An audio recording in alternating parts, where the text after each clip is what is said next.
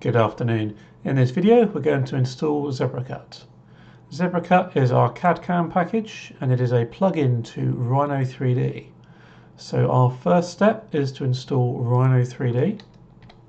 If you go to rhino3d.com you can enter your email address and receive a 90-day fully functional license for Rhino 3D and download that. Alternatively, if you have a license, you can use that to get the latest licensed version. Once you've downloaded the installer, it will look like this, and you can run through it, one click, and it will install. You may have to restart your computer, but installation of Rhino is very straightforward. Once you have installed Rhino, you can run it, and you'll need to log into your McNeil account, which you created earlier, and it'll prompt you to do just that. It'll then pick up your license key. If you are the IT manager for your company, you might wish to have a look at the licensing options for Rhino.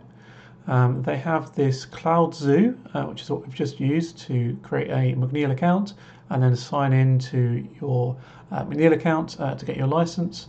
But there are other options such as per computer licensing and also LAN licensing if your company requires that. But either way, we have installed we've installed Rhino, sorry, and now we need to install ZebraCut.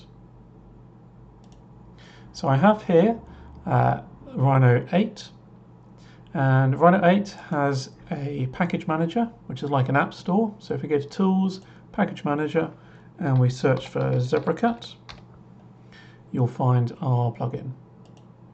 And all you need to do is press Install. If you want to, you can choose the version of ZebraCut that you're going to install. We would recommend using the latest version. If you wish to, or you're advised by our technical support team, you may wish to tick Include Pre-Release, and you can see more recent development versions of ZebraCut that may include more recent bug fixes and features for testing.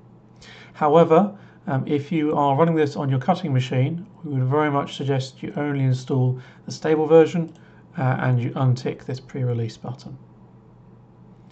ZebraCut will also automatically update packages. It will only update stable to stable, but it will update development to development.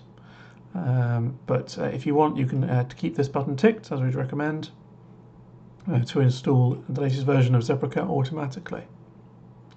But for most users, we're just going to select the most recent stable version with this unticked, and we simply just press Install.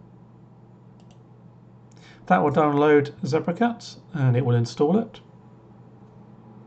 It will now ask you to restart Rhino, so we'll do just that.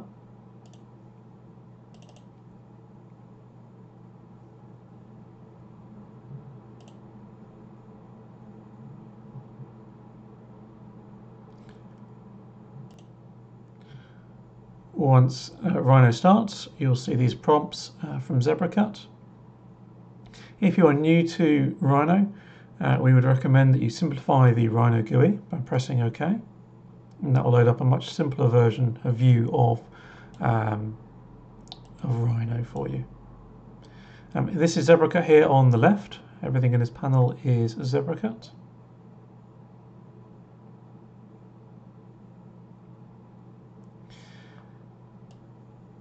Now that we have launched ZebraCut, we need to do a couple of installation things. We need to configure, first of all, where the G-code is going to be sent, where the jobs are going to be sent down to, and you need to install a CAM pipeline based on your machine. So for most machines we'll use the Cut Pilot one, so we'll just say install, double click that, and then just overwrite it as the default pipeline and set it as default.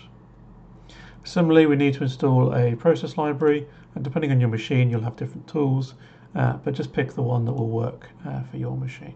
So again, double press that and then overwrite it.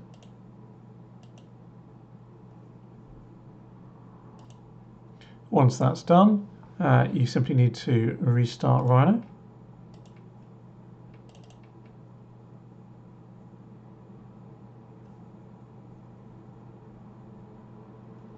and you'll need to enter your ZebraCut license, and you can see all of the change history and new features that we've introduced in ZebraCut 5.1.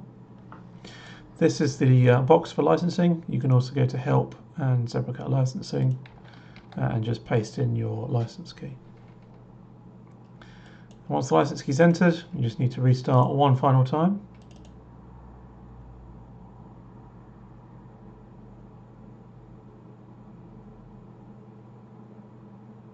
And that will have installed Rhino and ZebraCut.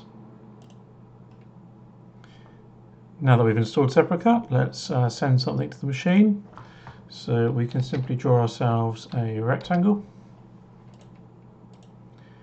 We then go to the Configure tab, find the process that we want to use. Let's do pen marking. Then we can set our speeds and heights, and then we can send that down to the machine. I don't have a machine here, but in general that would send the job down to the machine, and you can see a preview of how the job will be cut. So that is ZebraCut and installed into Rhino on this computer.